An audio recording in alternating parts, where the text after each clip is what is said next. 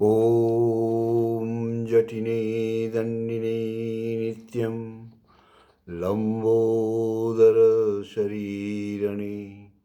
कमण्डलो निःसङ्घाय तस्मै ब्रह्मात्मने नमः। ॐ हरि ओम हरि ओम हरि ओम। गुरु ओम गुरु ओम गुरु ओम।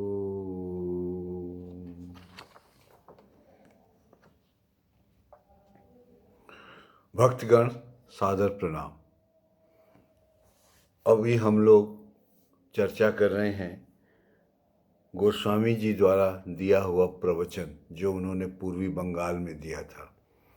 इस समय प्रवचन संख्या 2 हम लोग चर्चा करेंगे। यह प्रवचन गोस्वामी जी ने शनिवार 5 दिसंबर 1885 ईस्वी को दिया था। प्रवचन नंबर 2.1 के बाद मैं फिर आगे बढ़ता हूँ। गोस्वामी प्रभु के अन्वेषण में गोस्वामी जी कहते हैं कि प्रभु के अन्वेषण में व्याकुल हुआ जीव रोता हुआ अपनी विकलता व्यक्त करता है। साधु पुरुष ऐसे जीव को पहचान लेते हैं जो संसार में रहते हुए भी धर्म का वर्णन करने वाले हैं। ईश्वर समर्पित जीव, चाहे वह राजा हो या रंक हो, साधु हो या गृहस्थ हो, सबका पूजनीय हो जाता है। उनका ईश्वर के प्रति जो अनुराग है केवल वही श्रेष्ठ है। उन्हें कोई यदि कहे कि राजा बनो तो वे कहते हैं अपने प्रभु को छोड़कर मैं कदापि राजा नहीं बन सकता। मैं भीख मांगकर खाऊं तो भी अपने संसार में उन्हें ही राजा बनाऊंगा और इस संसार में उनका दास बनकर रहूंगा। प्रभु का भक्त उन्हें छोड़कर धनी या राजा नहीं बनना चाहता, बल्कि उनकी सेवा पूजा में ही आनंद पाता है। प्रभु के आनंद में ही स्वयं आनंद पाता है। गोस्वामी जी कह रहे हैं, तुलसीदास जी ने के रामचरितमानस में यही दर्शाया गया है कि संसार में रहकर भी धर्माचरण हो सकता है। रामायण इसका साक्ष्य प्रमाण है। भरत ने भक्त स्वरूप हो अपने प्रभु के लिए सर्वस्व त्याग दिया। सूर्यवंशी राजा दशरथ के पुत्र ने अतुल वैभव संपदा को भी ठुकरा दिया। वही व्यक्ति ऐसा त्याग कर सकता है जिसने अपने प्रभु को जान लिया है, पहचान लिया है और समझ लिया है। उसे प्रभु के अतिरिक्त और कुछ भी भोगने की इच्छा नहीं रहती। उसे यदि कहा जाए कि तुम धनी बनो, प्रभु बनो, राजा बनो, तो वह कहता है नहीं, मैं यह सब नहीं बनूंगा, मैं कुछ भी नहीं बनूंगा। मेरे प्रभु ही राजा हैं, वे सिंहासन पर विराजें, तभी मेरी वास्तविक शोभा एवं सुख वृद्धि होगी। अन्यथा सुख कैसा? तुलसीदास जी ने यह दृश्य भरत के द्वारा दर्शाया है। जब तक भरत राम को लौटा न पाए, सिंहासन पर बैठा न सके, तब तक उन्होंने क्या किया? उन्होंने प्रभु के समान आहार विहार वेशभूषा बनाए रखी। प्रभु की प्रतीक्षा में उन्हीं के समान चरित्र को गठन करने लगे। परमेश्वर की प्राप्ति के लिए उनके ही अनुकूल चरित्र गठन करना पड़ता है। भरत ने सोचा, प्रभु के बिना मेरा क्या सुख? मेरे संसार में प्रभु का यदि सम्मान न हो तो मेरा क्या सुख होगा? कैसा आहार विहार? मेरे प्रभु का संसार ने आदर नहीं किया, उन्हें जिधर भगा दिया उसी ओर मैं भी जाऊंगा। वस्तुतः भक्त यदि देखे कि संसार में उसके प्रभु का आदर नहीं है तो अन्य किसी भी विषय पर उसे सुख की अनुभूति नहीं होती है। वह यही कहता है कि क्यों मेरे प्रभु को तुमने हटा दिया? उनके बिना मेरा और किसी वस्तु में क्या सुख है? उसका सचमुच कोई सुख या आनंद नहीं रह जाता। जब तक प्राणों के प्रभु न मिल जाएं, तब तक उसमें विकलता रहती है। वैसे ही यदि हम अपने प्रभु को संसार में राजा न बना सके तो हमारा भी कैसा सुख। परमेश्वर केवल वन में रहते हैं जो मेरे अस्थि पंजर में सारे शरीर में हैं, और उन्हें कैसे कह दूं कि वे वन में हैं। हमें देखना है कि अपने संसार में हमने उन्हें राजा बनाया या नहीं। देखना है मैं राजा नहीं बन पाए तो भी सुख चैन से नींद आती रहे तो वह हम कैसे कर सकेंगे। हम उन्हें चाहते हैं, प्रेम करते हैं। यदि भरत की तरह हो सकें तभी हम उन्हें चाहते हैं। क्या मैं ऐसा कह सकता हूँ? इस चराचर के स्वामी मेरे प्रभु का अपमान हो रहा है, इसे क्या सह सकता हूँ?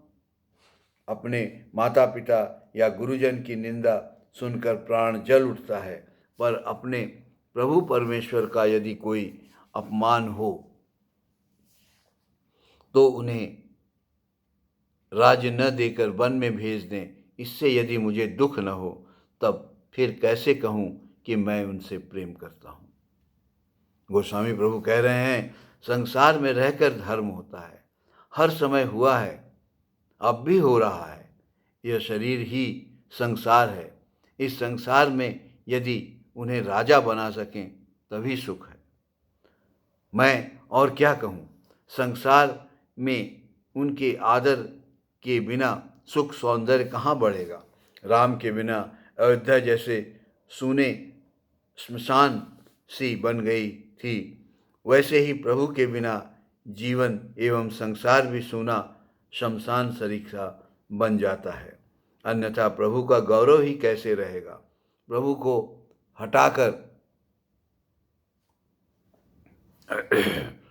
को हटाकर यदि सिंहासन पर बैठा तो मेरा स्वार्थ और सुख ही श्रेष्ठ हुआ।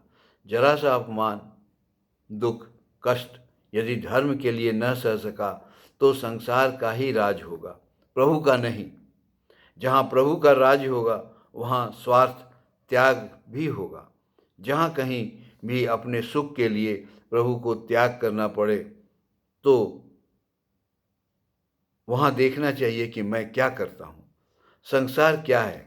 परमेश्वर से जो भी बहिर्मुखता लाए वही संसार है। स्त्री, पुरुष, रुपये, यदि यह सब संसार नहीं होता,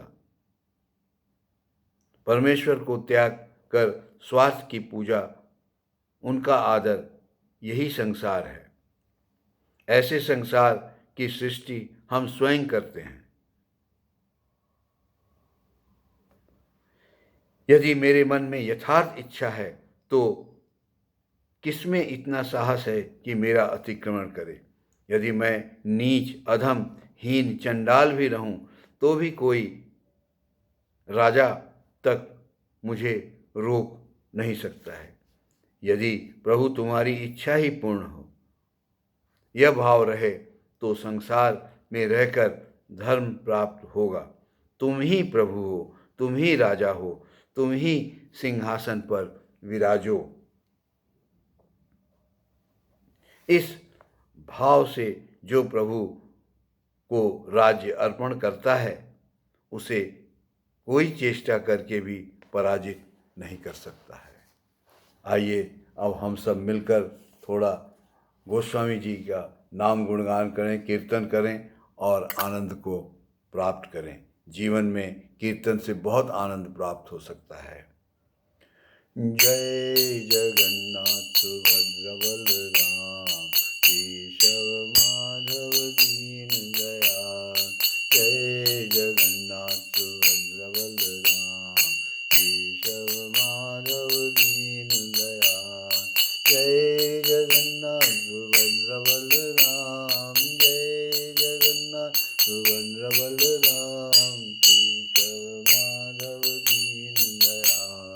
जय जगन्नाथ सुभद्र बलराम, जय जगन्नाथ सुभद्र बलराम केशव माधव दीन दयाल। जय जगन्नाथ सुभद्र बलराम, जय जगन्नाथ सुभद्र बलराम